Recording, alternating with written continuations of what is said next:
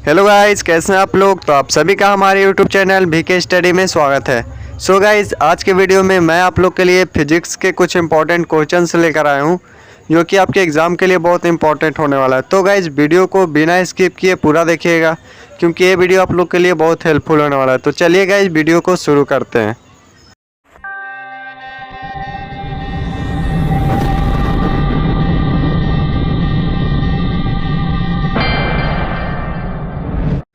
तो चलिए गाइस, देखते हैं पहला क्वेश्चन क्या है। The velocity of sound in the air is, यानी कि इसमें आप लोग को बताना है कि हवा में ध्वनि की गति कितनी होती है। ठीक है, तो इसका जो सही आंसर होगा वो होगा ऑप्शन ए, यानी कि 331 मीटर पर सेकेंड जो होता है वो नॉर्मल साउंड की वेलोसिटी होती है। तो ये आप लोग याद रखिएगा। तो चलिए गाइस, बढ़ते हैं अगले क्वेश्चन की ओर। Question number 2, the normal temperature of the human body is, यानी कि इसमें आप लोग को बताना है कि मानव शरीर का सामान्य तापमान कितना होता है। ठीक है, ये आप लोग को केल्विन में बताना है।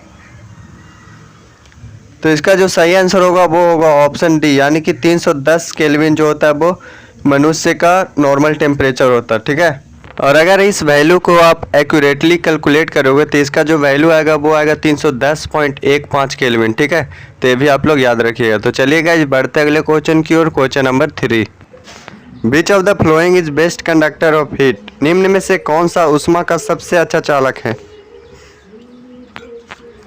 तो इसका जो सही आंसर होगा वो होगा ऑप्शन ए, यानी कि मरकरी जो है वो ऊष्मा का सबसे अच्छा चालक है। तो ये आप लोग याद रखिएगा, और मरकरी को हम लोग हिंदी में पारा कहते हैं। तो ये भी आप लोग याद रखिएगा। तो चलिए गाइस, बढ़ते हैं अगले क्वेश्चन की ओर। क्वेश्चन नंबर 4, तो इस क्वेश्चन में पूछा गया है कि जो लाइट होता है वो कौन सा वेव होता है, आप लोग को बताना। तो इसका जो सही आंसर होगा वो होगा ऑप्शन ए, यानी कि ट्रांसवर्स वेव होता है लाइट। तो ये आप लोग याद रखिएगा। और अगर आपसे पूछता है कि साउंड कौन सा वेव होता है, तो साउंड जो होता है वो लॉन्गिट्यूडनल वेव होता है। तो ये भी आप लोग याद रखिएगा। तो चलिए गाइस, बढ़ते हैं अगले क्वेश्चन की ओर। Question number 5, an object bets the maximum in, यानी कि इसमें आपसे पूछा गया कि किसी भी वस्तु का सबसे ज़्यादा भार कहाँ पे होता है। तो इसका जो सही आंसर होगा वो होगा ऑप्शन डी, वैक्यूम, यानी कि निर्वात में वस्तु का सबसे ज़्यादा भार होता है। तो ये आप लोग याद रखिएगा।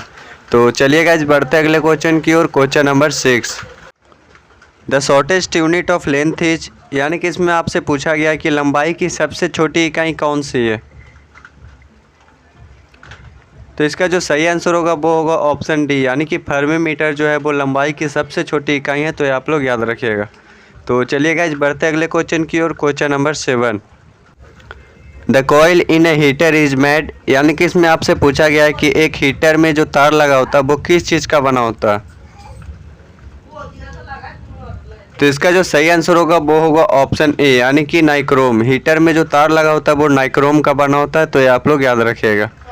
तो चलिए गाइस, बढ़ते अगले क्वेश्चन की ओर। Question number 8, who was the inventor of positron, यानी कि इसमें आप लोग को बताना है कि पॉजिट्रॉन का आविष्कारक कौन है। तो इसका जो सही आंसर होगा वो होगा ऑप्शन डी, यानी कि एंडरसन जो है वो पॉजिट्रॉन का आविष्कार किए थे। तो ये आप लोग याद रखिएगा। तो चलिए गाइस, बढ़ते अगले क्वेश्चन की ओर। Question number 9, curie is the unit of, curie किसकी इकाई है, ये आप लोग को बताना है। तो इसका जो सही आंसर होगा वो होगा ऑप्शन ए, यानी कि रेडियो एक्टिविटी का इकाई क्यूरी होता है। तो ये आप लोग याद रखिएगा। तो चलिए गाइस, बढ़ते अगले क्वेश्चन की ओर। Question number 10, relative humidity is measured by, यानी कि इसमें आप लोग को बताना है कि सापेक्ष आर्द्रता किसके द्वारा मापी जाती है। तो इसका जो सही आंसर होगा वो होगा ऑप्शन बी, यानी कि हाइग्रोमीटर के द्वारा रिलेटिव ह्यूमिडिटी को मेजर किया जाता है। तो ये आप लोग याद रखिएगा।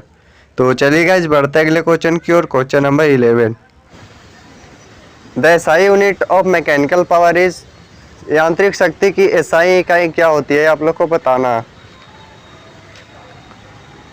तो जो पावर का यूनिट होता है वो भी मैकेनिकल पावर का भी यूनिट होगा। तो इसका जो सही आंसर होगा वो होगा ऑप्शन बी, यानी कि वाट जो होता है वो मैकेनिकल पावर का एसआई यूनिट होता है। तो आप लोग याद रखिएगा। तो चलिए गाइस, बढ़ते अगले क्वेश्चन की ओर। Question number 12, the velocity of light in vacuum और एयर इज, वैक्यूम या हवा में प्रकाश की गति कितनी होती है, आप लोग को बताना है। तो इसका जो सही आंसर होगा वो होगा ऑप्शन सी, यानी कि 3 × 10⁸ मीटर पर सेकेंड जो होता है वो वैक्यूम या हवा में प्रकाश की गति होती है। तो ये आप लोग याद रखिएगा। तो चलिए गाइस बढ़ते हैं अगले क्वेश्चन की ओर। Question number 13, weighting 1 kilogram is the weight. 1 kilogram राशि का वजन कितने के बराबर होता है, आप लोग को बताना है।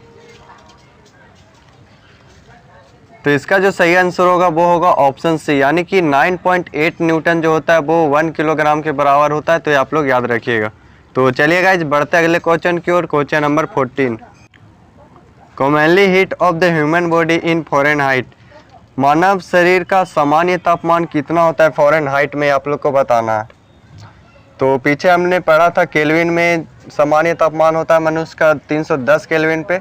अब फ़ारेनहाइट में बताना है कि कितना होता है। तो इसका जो सही आंसर होगा वो होगा ऑप्शन डी, यानी कि 98.6 फ़ारेनहाइट होता है मानव शरीर का सामान्य तापमान। तो ये आप लोग याद रखिएगा। तो चलिए गाइस बढ़ते हैं अगले क्वेश्चन की ओर। Question number 15, neutron was discovered by, यानी कि न्यूट्रॉन का खोज किसने किया था, ये आप लोग को बताना है। तो ये तो बहुत ही कॉमन क्वेश्चन है, तो ये आप लोग को पता होना चाहिए।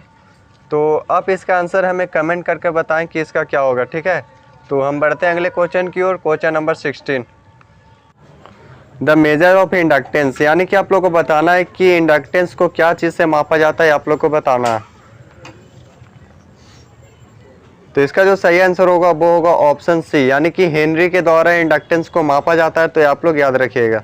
तो चलिए गाइस बढ़ते अगले क्वेश्चन की ओर। Question number 17, which element is found in the higher amount in the universe. ब्रह्मांड में सबसे अधिक मात्रा में कौन सा तत्व पाया जाता है, आप लोग को बताना है।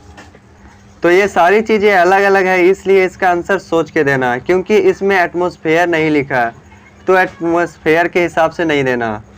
इसमें यूनिवर्स का अलग हो जाता है, एटमॉस्फेयर का अलग हो जाता है, अर्थ सरफेस का अलग हो जाता है, अर्थ के क्रस्ट का अलग हो जाता है और अर्थ के कोर का अलग हो जाता है।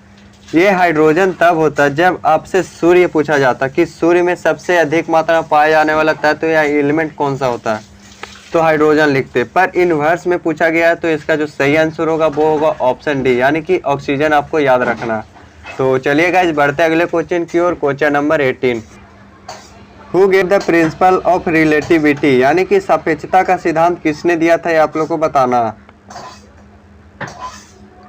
तो इसका जो सही आंसर होगा वो होगा ऑप्शन सी, यानी कि आइंस्टाइन के द्वारा सापेक्षता का सिद्धांत दिया गया था। तो ये आप लोग याद रखिएगा।